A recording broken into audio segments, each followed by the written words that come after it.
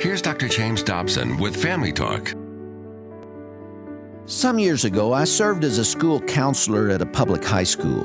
One afternoon, I saw a student named Manny in the hall who was crying uncontrollably. I invited him into my office, and he told me what was gnawing on his insides.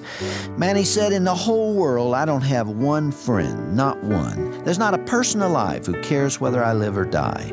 I don't go to school parties or football games because there's no one to go with. I never have anyone to even talk to, and sometimes I think I can't stand it anymore." A year later, I was talking to the vice principal in charge of discipline at that high school, and he said, "Hey, do you remember a student named Manny that used to follow you around campus? Well, he did the strangest thing today. He's never been a troublemaker, but another student said something insulting to him, and he picked up a knife and stabbed the boy.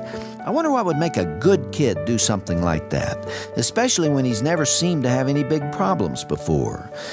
Well, Manny's violent behavior fits a familiar pattern. How many times have you read about a loner, a quiet young man living in a neighborhood who turns out to be a killer? In most of those cases, isolation and loneliness play a role.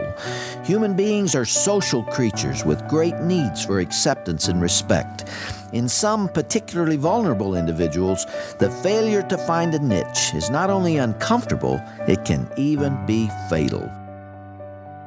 Dr. James Dobson with Family Talk.